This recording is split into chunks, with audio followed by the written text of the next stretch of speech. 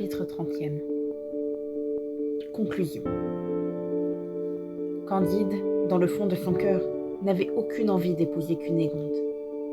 Mais l'impertinence extrême du baron le déterminait à conclure le mariage, et Cunégonde le pressait si vivement qu'il ne pouvait s'en dédire. Il consulta Pangloss, Martin et le fidèle Cacambo. Pangloss fit un bon mémoire par lequel il prouvait que le baron n'avait nul droit sur sa sœur et qu'elle pouvait, selon toutes les lois de l'Empire, épouser Candide de la main gauche. Martin conclut à jeter le baron dans la mer. Cacambo décida qu'il fallait le rendre au Levanti patron et le remettre aux galères. Après quoi, on l'enverrait à Rome au père général par le premier vaisseau. L'avis fut trouvé fort bon. La vieille l'approuva. On n'en dit rien à sa sœur. La chose fut exécutée pour quelque argent, et on eut le plaisir d'attraper un jésuite et de punir l'orgueil d'un baron allemand. C'était tout naturel d'imaginer qu'après tant de désastres, Candide, marié avec sa maîtresse et vivant avec le philosophe Pangloss, le philosophe Martin, le prudent Cacambo et la vieille, ayant d'ailleurs rapporté tant de diamants de la patrie des anciens Incas, mènerait la vie du monde la plus agréable. Mais il fut enfriponné par les Juifs qu'il ne lui resta plus rien que sa petite métairie. Sa femme, devenant tous les jours plus laide, devint acariâtre et insupportable. La vieille était infirme et fut encore de plus mauvaise humeur que Cunégonde. Cacambo, qui travaillait au jardin et qui allait vendre des légumes à Constantinople, était excédé de travail et maudissait sa destinée. Pangloss était au désespoir de ne pas briller dans quelque université d'Allemagne. Pour Martin, il était fermement persuadé qu'on est également mal partout. Il prenait les choses en patience. Candide, Martin et Pangloss disputaient quelquefois de métaphysique et de morale. On voyait souvent passer sous les fenêtres de la métairie des bateaux chargés d'Effendi, de Bacha, de Cadi, qu'on envoyait en exil à Lemnos, à Mytilène, à Erzeroum. On voyait venir d'autres Cadis, d'autres Bachas, d'autres Effendi, qui prenaient la place des expulsés et qui étaient expulsés à leur tour. On voyait des têtes proprement empaillées qu'on allait présenter à la sublime porte. Ces spectacles faisaient redoubler les dissertations. Et quand on ne disputait pas, l'ennui était si excessif que la vieille osa un jour leur dire « Je voudrais savoir lequel est le pire, ou d'être violé 100 fois par des pirates nègres, d'avoir une fesse coupée, de passer par les baguettes chez les Bulgares, d'être fouetté et pendu dans un auto-da-fé, d'être disséqué, de ramer en galère, d'éprouver enfin toutes les misères par lesquelles nous avons tous passé, ou bien de rester ici, à ne rien faire. C'est une grande question, dit Candide. Ce discours fit naître de nouvelles réflexions, et Martin, surtout, conclut que l'homme était né pour vivre dans les convulsions de l'inquiétude ou dans la léthargie de l'ennui. Candide n'en convenait pas, mais il n'assurait rien. Pangloss avouait qu'il avait toujours horriblement souffert, mais ayant soutenu une fois que tout allait à merveille, il le soutenait toujours et n'en croyait rien. Une chose acheva de confirmer Martin dans ses détestables principes, de faire hésiter plus que jamais Candide et d'embarrasser Pangloss. C'est qu'ils virent un jour aborder dans leur métairie Paquette et le frère Giroflée, qui étaient dans la plus extrême misère. Ils avaient bien vite mangé leurs 3000 piastres, s'étaient quittés, s'étaient raccommodés, s'étaient brouillés, avaient été mis en prison, s'étaient enfuis, et enfin, frère Giroflée s'était fait turc. Paquette continuait son métier partout et n'y gagnait plus rien. Je l'avais bien prévu, dit Martin à Candide, que vos présents seraient bientôt dissipés et ne les rendraient que plus misérables. Vous avez regorgé de millions de piastres, vous et Cacambo, et vous n'êtes pas plus heureux que frère Giroflée et Paquette. dit Pangloss à Paquette. Le ciel vous ramène donc ici parmi nous, ma pauvre enfant. Savez-vous bien que vous m'avez coûté le bout du nez, un œil et une oreille? Comme vous voilà faite. Et qu'est-ce que ce monde? Cette nouvelle aventure les engagea à philosopher plus que jamais. Il y avait dans le voisinage un derviche très fameux qui passait pour le meilleur philosophe de la Turquie. Ils allèrent le consulter.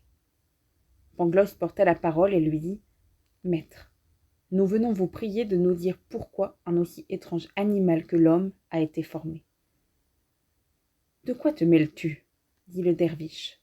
« Est-ce là ton affaire ? Mais, mon révérend père, dit Candide, il y a horriblement de mal sur la terre. Qu'importe, dit le derviche, qu'il y ait du mal ou du bien. Quand sa hautesse envoie un vaisseau en Égypte, s'embarrasse-t-elle si les souris qui sont dans le vaisseau sont à leur aise ou non? Que faut-il donc faire, dit Pangloss. Te taire, dit le derviche. Je me flattais, dit Pangloss, de raisonner un peu avec vous des effets et des causes du meilleur des mondes possibles, de l'origine du mal, de la nature de l'âme et de l'harmonie préétablie. Le derviche, à ces mots, leur ferma la porte au nez. Pendant cette conversation, la nouvelle s'était répandue qu'on venait d'étrangler à Constantinople 2 vizirs, du ban et le moufti, et qu'on avait empalé plusieurs de leurs amis. Cette catastrophe faisait partout un grand bruit pendant quelques heures. Pangloss, Candide et Martin, en retournant à la petite métairie, rencontrèrent un bon vieillard qui prenait le frais à sa porte sous un berceau d'orangers. Pangloss, qui était aussi curieux que raisonneur, lui demanda comment se nommait le moufti qu'on venait d'étrangler. « Je n'en sais rien, répondit le bonhomme, et je n'ai jamais su le nom d'aucun moufti ni d'aucun vizir. J'ignore absolument l'aventure dont vous me parlez. Je présume qu'en général, ceux qui se mêlent des affaires publiques périssent quelquefois misérablement et qu'ils le méritent. Mais je ne m'informe jamais de ce qu'on fait à Constantinople. Je me contente d'y envoyer vendre les fruits du jardin que je cultive. » Ayant dit ces mots, il fit entrer les étrangers dans sa maison. Ses 2 filles et ses 2 fils leur présentèrent plusieurs sortes de sorbets qu'ils faisaient eux-mêmes, du caïmac piqué d'écorce de cédrat confit, des oranges, des citrons, des limons, des ananas, des pistaches, du café de Moka qui n'était point mêlé avec le mauvais café de Batavia et des îles. Après quoi, les 2 filles de ce bon musulman parfumèrent les barbes de Candide, de Pangloss et de Martin. « Vous devez avoir, dit Candide au Turc, une vaste et magnifique terre. »« Je n'ai que 20 arpents, répondit le Turc. Je les cultive avec mes enfants. Le travail éloigne de nous 3 grands maux, l'ennui, le vice et le besoin. » Candide, en retournant dans sa métairie, fit de profondes réflexions sur le discours du Turc. Il dit à Pangloss et à Martin: « Ce bon vieillard me paraît s'être fait un sort bien préférable à celui des 6 rois avec qui nous avons eu l'honneur de souper. » « Les grandeurs, dit Pangloss, sont fort dangereuses, selon le rapport de tous les philosophes. Car enfin, Aiglon, roi des Moabites, fut assassiné par Ahod. Absalom fut pendu par les cheveux et percé de 3 dards. Le roi Nadab, fils de Jéroboam, fut tué par Baza. Le roi Éla par Zambri. Okosias par Jéhou. Atalia par Joiada. Les rois Joachim, Jéconias, Sédécias furent esclaves. Vous savez comment périrent Crésius, Astiage, Darius, Denis de Syracuse, Pyrrhus, Persée, Hannibal, Jugurtha, Arioviste, César, Pompée, Néron, Othon, Vitellius, Domitien, Richard II d'Angleterre, Édouard II, Henri VI, Richard III, Marie Stuart, Charles Ier, les 3 Henri de France, l'empereur Henri IV. Vous savez, je sais aussi, dit Candide, qu'il faut cultiver notre jardin. Vous avez raison, dit Pangloss. Car quand l'homme fut mis dans le jardin d'Éden, il lui fut mis ut operaretur heum, pour qu'il travaillât, ce qui prouve que l'homme n'est pas né pour le repos. Travaillons sans raisonner, dit Martin. C'est le seul moyen de rendre la vie supportable.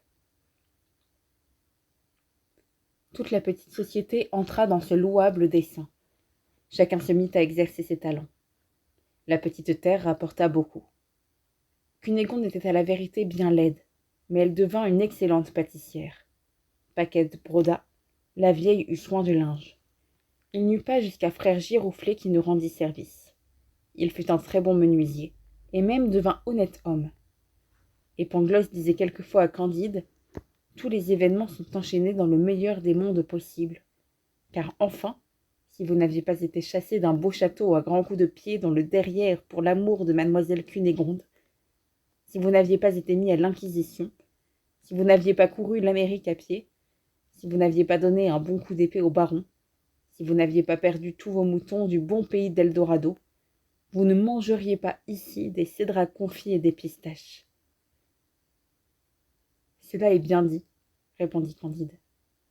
Mais il faut cultiver notre jardin.